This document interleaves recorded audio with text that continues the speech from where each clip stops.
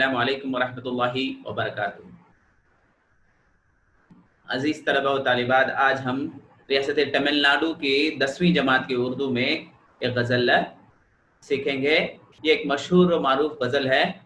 इसके लिखने वाले मिर्ज़ा गालिब हैं। सबसे पहले मैं मिर्ज़ा गालिब का मुख्तसर सा तारुफ कर देता हूँ। इनकी जाए पैदाइश जो है आगरा में हुई 1797 में, यानी 1790 में ये आगरा में पैदा हुए।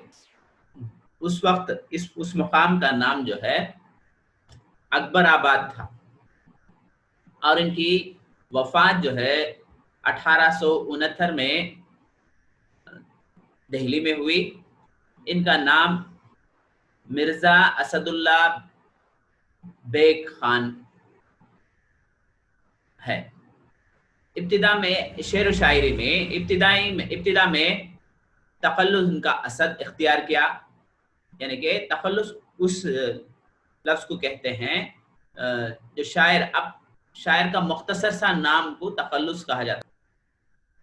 जैसे अल्लामा इकबाल का इकबाल है, दूसरे शोरा हैं जैसे मीर तकी मीर का मीर है,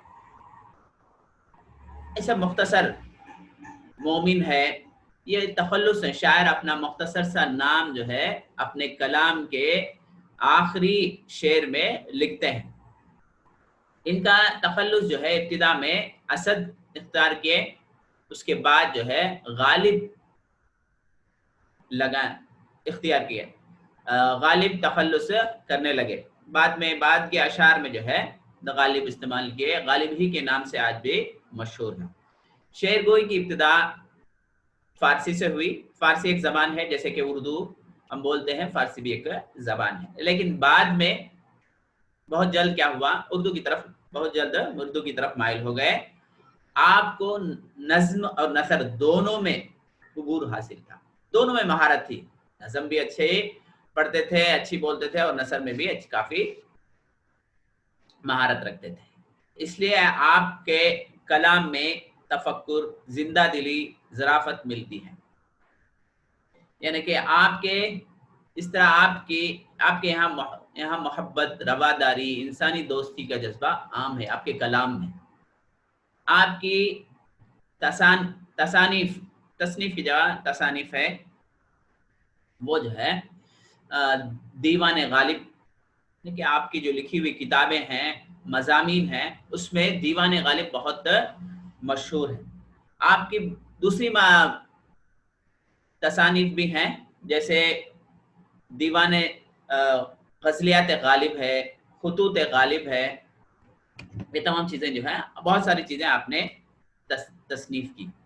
ये रहा मुख्तसर सा तारुफ। चलिए अब गज़ल का तारुफ करते हैं। गज़ल का देखिए, गज़ल का लुग़वी माने, अब डिक्शनरी उठाएंगे तो, उर्दू डिक्शनरी लुगात उठाएंगे तो उसके माने जो है क्या है, औरतों से बातचीत करने के हैं। गज़ल के माने जो है औरतों से बातचीत करने के हैं। इसलिए गज़ल में आमतौर पर इश्क और मोहब्बत की बातें की जाती हैं, लेकिन आहिस्ता आहिस्ता इसमें गज़ल में हर तरह के मज़ामीन दाखिल किए जाने लगे। यानी कि गज़ल में इब्तिदा में जो है इश्क और मोहब्बत, औरतों के ताल्लुक से इश्क और मोहब्बत की बातें होती थी, लेकिन आहिस्ता आहिस्ता दूसरे मज़ामीन, दूसरे टॉपिक्स पर भी गज़लें लिखी जाने लगी। अब चलिए, गज़ल का जो पहला शेर होता नहीं क्या, शेर में 2 मिसरे पाए जाते हैं। शेर में पहला मिसरा और दूसरा मिसरा, 2 मिसरे मिलकर है शेर बनता है। शेर के 2 आगे मैं बताऊंगा इंशाल्लाह, उसकी मुख्तसर सी तफसील भी इंशाल्लाह आगे बताई जाएगी। दूसरे शेर में, यानी कि पहला शेर हुआ, पहले शेर को क्या कहा जाता है, मतला कहा जाता है। जैसे यहाँ देख सकते हो तुम्हें, पहले शेर को मतला कहा जाता है। उसके बाद आने वाले शेर को, उसके बाद फौरन बाद आने, नेक्स्ट फर्स्ट शेर, पहला शेर हुआ, उसके बाद आने वाले शेर को हुस्ने मतला कहा जाता है। नेक्स्ट शेर को हुस्ने मतला कहा जाता है। اس کے بعد شعر پورے ختم ہو گیا، آخری شعر ہے اسے جس میں شاعر اپنا مختصر سا نام لکھتا ہے، اسے تخلص کہا جاتا ہے۔ تخلص جیسے پہلے بھی بتایا میں، وہ تخلص۔ اب یہ میں بتاؤں گا کہاں پر جو ہے تخلص استعمال ہوا ہے، جیسے کہ تم پہلی نظم میں پڑھے ہیں، وہ جہاں شاعر اپنا تخلص استعمال کرتا ہے اس کو مقطع کہتے ہیں۔ مقطع بولے تو ایک بار دیکھ مقطع کہا جاتا ہے۔ مقطع میں کیا ہوتا ہے، آخری شعر میں غزل کا آخری شعر ہوتا ہے جس میں شاعر جو ہے اپنا مختصر سا نام، جیسے غالب ہے، اقبال ہے، میر ہے، مومن ہے، اور بہت سارے شعراء جو ہے اپنے کلام کے آخری شعر میں جو مختصر سا ان کا مختصر سا نام استعمال کرتے ہیں، اسے تخلص کہا جاتا ہے، اور اسی شعر کو مقطع کہا جاتا ہے، لاسٹ شعر کو مقطع کہا جاتا ہے۔ اور غزل کی سب سے اچھے شعر کو، غزل میں بہت سارے اشعار ہوں گے، ان میں سب سے اچھے شعر کو بیت الغزل یا شاہ بیت کہا جاتا ہے یا کہلاتا ہے۔ یہ بیت کے معنی جو ہے غزل کے ہیں، معاف کرنا شعر کے ہیں۔ سب سے اچھے شعر کو جو ہے وہ بیت الغزل یا بیت الشعر، شاہ بیت کہا جاتا ہے۔ یہ رہا مختصر سا تعارف۔ اب میں تخلص کے تعلق سے جیسے کہ بتایا میں، آپ پہلی نظم حمد ہے جس کے لکھنے والے جو ہے حافظ باقوی ہیں، وہاں دیکھتے ہیں، آپ پڑھ لیے ہوں گے، بعض بچے یاد بھی کر لیے ہوں گے، وہاں چلے جاتے ہیں۔ دیکھیے حمد ہے، اس کے لکھنے والے حافظ باقوی ہیں۔ دیکھو حافظ کے اوپر جو ہے چھوٹا سین، یہی ان کا سین کے نشان ہے، یہی ان کا تخلص ہے حافظ باقوی کا، یہ یاد کر لیے ہوں گے۔ ان کی اس حمد میں آخری دیکھو آخری شعر پر دیکھو کیا لکھے ہیں، اسی کو تخلص کہا جاتا ہے۔ شاعر اپنا مختصر سا نام لکھتے ہیں، تیرے کرم کے صدقے دیتا ہے دل گواہی، حافظ پہ فضل ہوگا یا رب ضرور تیرا۔ یہ رہا تخلص۔ اس کے بعد انشاءاللہ وہ اور بھی باتیں بتائی جائیں گی۔ یہ یاد کرنے کی نظم ہے، آپ کو جو ہے پہلے 5 اشعار، شعر کی جمع اشعار ہے، شعر کی جمع اشعار ہے، وہ جو ہے یاد کر لیں گے۔ اب چلو اب پھر اس کی طرف چلے جاتے ہیں ہم، غزل کی طرف۔ اب اس غزل میں یہ بہت پیاری غزل ہے، اس کے ہر ایک شعر، ایک غزل کی خصوصیت یہ ہوتی ہے کہ ہر شعر میں ایک نئی بات کہی جاتی ہے، ہر شعر میں ایک نئی بات کہی جاتی ہے، لیکن نظم اگر دیکھیں گے تو ایک ہی عنوان پر نظم ہوتی ہے۔ جیسے آپ مثال کے طور پر حمد لیجئے، حمد میں اللہ سبحانہ وتعالیٰ کی تعریف اور اس کی بڑائی بیان کی جاتی ہے۔ جیسے کہ آپ نعت اٹھا لیں گے، پوری نعت جو ہے آپ صلی اللہ علیہ وسلم کے اوصاف اور ان کی خوبیوں کے بارے میں بتائے جائیں گے۔ جیسے قصیدہ ہے، ایسے اٹھائیں گے تو ایک ہی عنوان پر، ایک ہی ٹاپک پر پوری بات اس میں رہیں گی۔ لیکن غزل جیسے آپ غزل اٹھائیں گے، ہر ایک شعر میں یہاں سے یہاں تک ایک شعر ہے، انہیں یہ پہلا مصرع ہے، اس کے بعد انہیں دوسرا مصرع ہے، ویسا اسے کیا کہتے ہیں، اسے مطلع کہا جاتا ہے۔ آپ نیچ سے لکھ لیجئے، لیکن میں یہاں جو ہے اس میں اسے حسن مطلع کہا جاتا ہے۔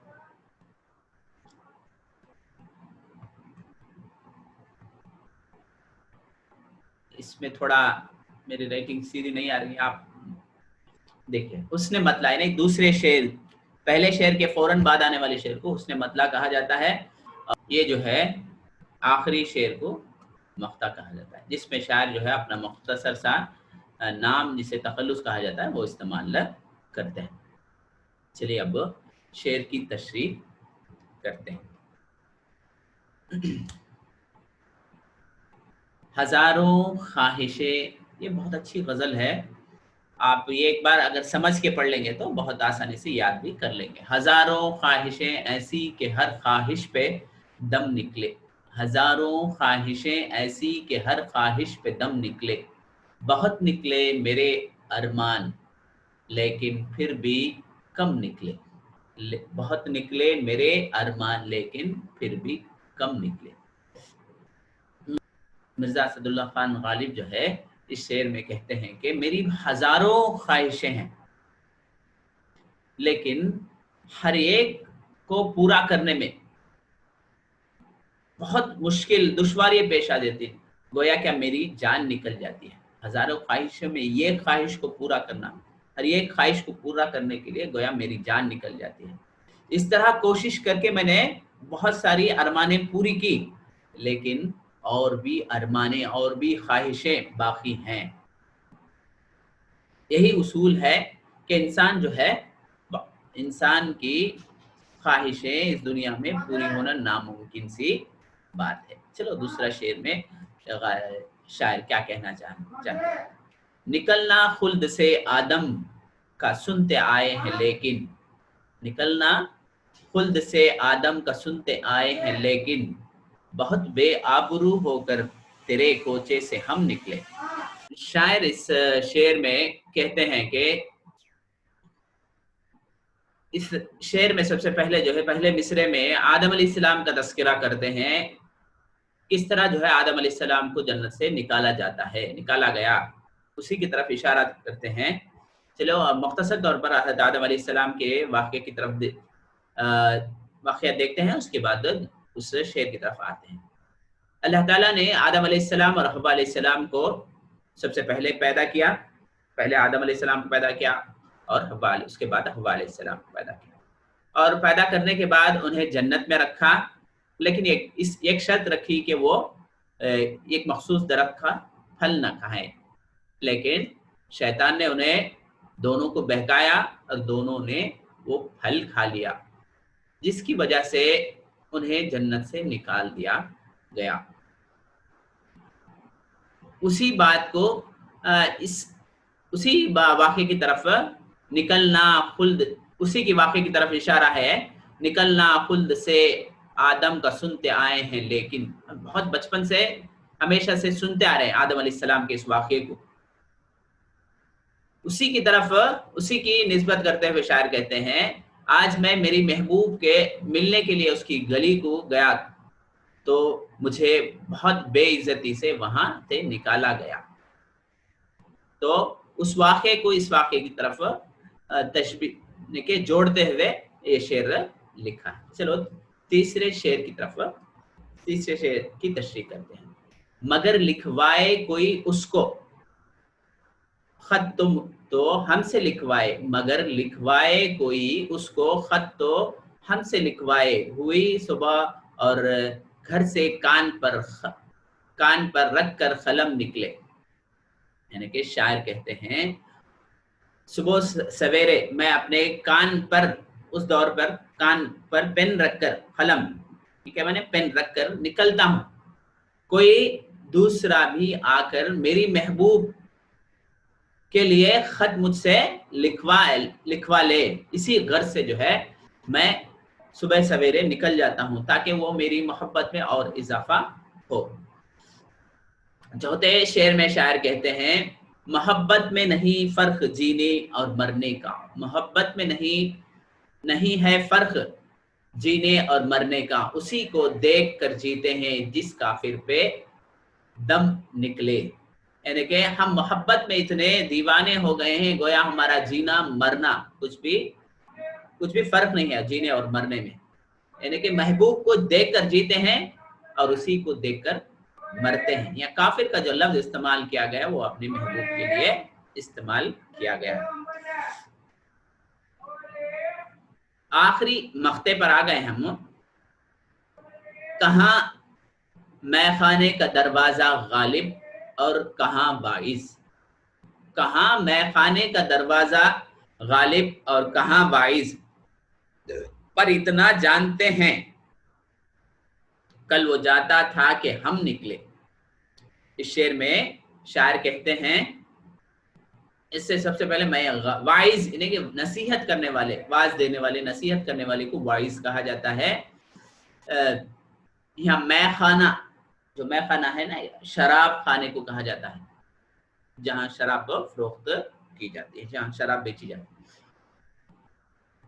جیسے اس شعر میں کیا کہنا چاہتے ہیں، جو وائز مجھے جو ہے شراب کی خباثت سے، شراب کی برائیوں سے زندگی بھر کہتا آیا کہ شراب نہ پیو، اس میں اتنی خرابیاں ہیں، یہی ام الخبائث ہے، یعنی کہ پورے گناہوں کا، پورے برائیوں کی ماں ہے، جڑ ہے، یہ شراب کی خباثت اور برائیاں بولتا ہے۔ لیکن کل میں جب شراب خانے سے باہر آ رہا تھا تو وہ وائز نصیحت کرنے والا شراب خانے کی طرف اندر جا رہا تھا۔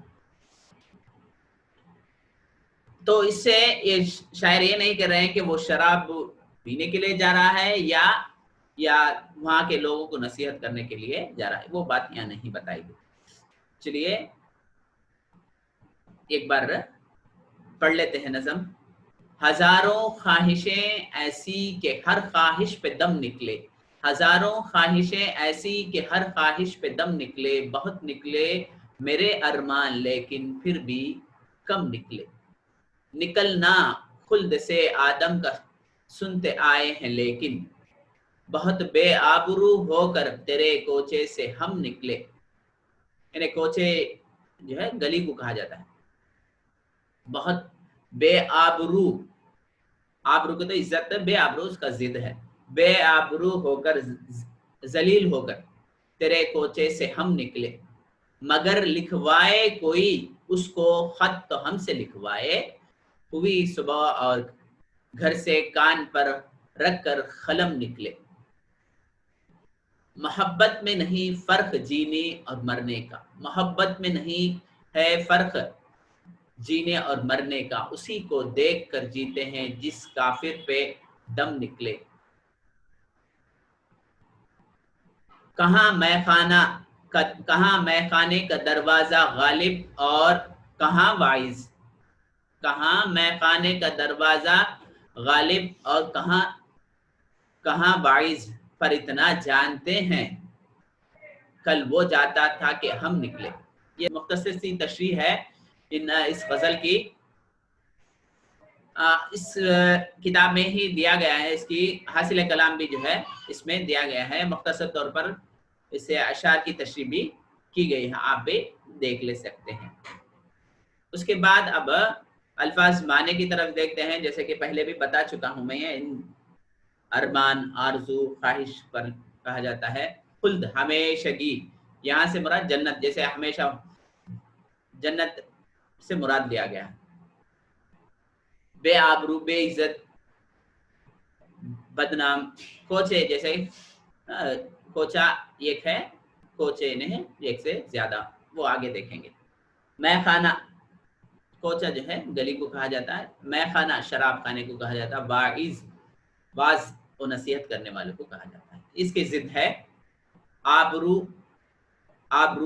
دار، بے آبرو، یا آبرو بے آبرو بھی لکھا جاتا ہے۔ لکھنا، پڑھنا، محبت، نفرت، صبح شام، جینا مرنا، کافر مومن، اس کے ضد ہیں، یعنی کہ اپوزٹ، جیسے انگریزی میں کہا جاتا ہے نا کیا۔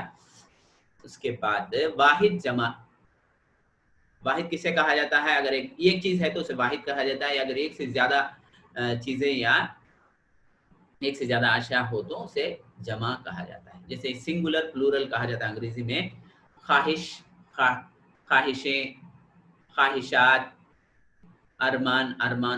ارمانوں، میں خانہ ایک ہے، میں خانے، کوچا، کوچے، خط کی جمع خطوط ہے، دروازہ، دروازے۔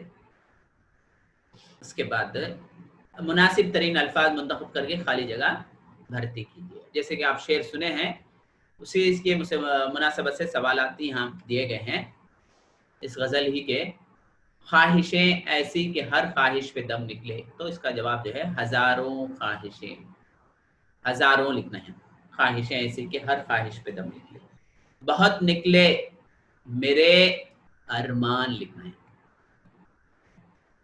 نکلنا خلد سے، اس کے بارے میں کس نبی کا تذکرہ ہے، آدم علیہ السلام کا تذکرہ ہے، آدم کا علیہ السلام، ڈیش بے آبرو ہو کر تیرے کوچے سے ہم نکلے، بہت बे आबरू होकर तेरे कोचे से।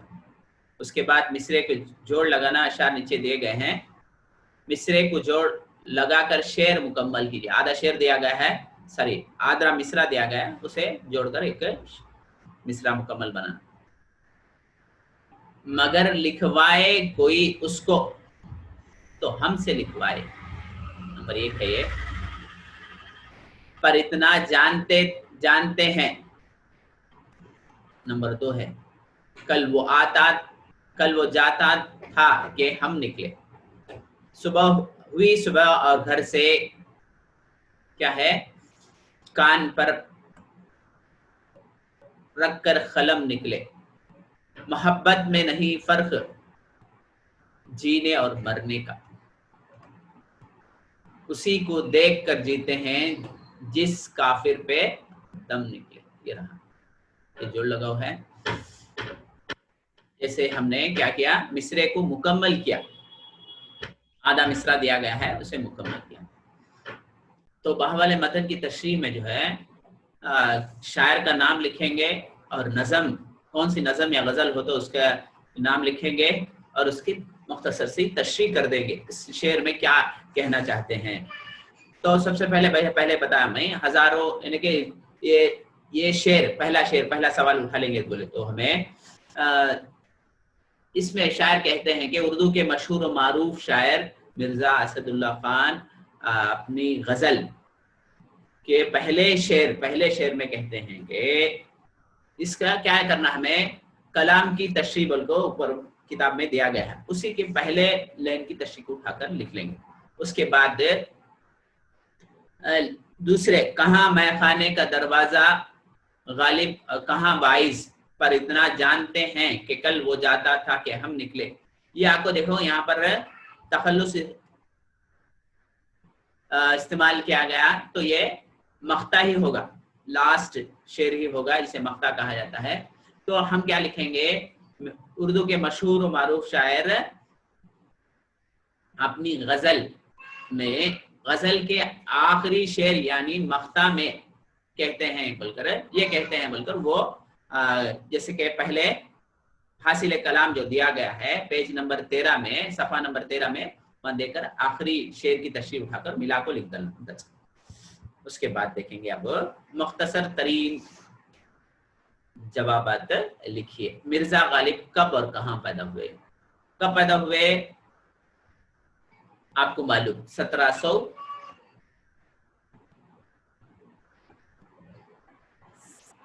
1790 पर 7 को कहाँ पैदा हुए? आगरा में पैदा हुए।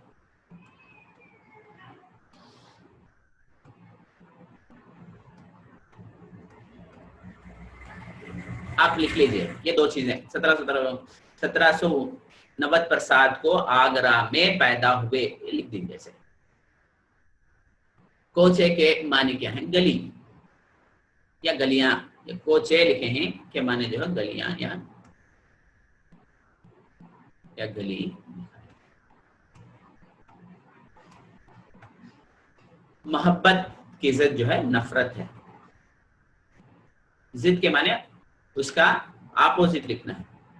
नून फे रेते। खत की जमा जैसे पहले देखे हमें खुतूत है,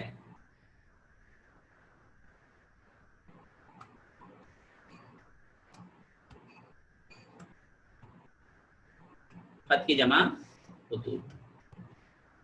गजल के सबसे अच्छे शेर को क्या कहा जाता है? बैत गजल, बैतुल्लाह गजल कहा जाता है। आप देखकर भी लिख ले सकते हैं। या शाह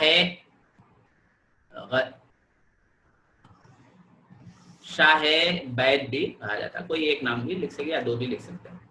यह है मुख्तसर सवालात। अगर गजल आप अच्छी तरह समझ जाएंगे तो ये सवालात के जवाबात भी आप आसानी से लिख लेंगे।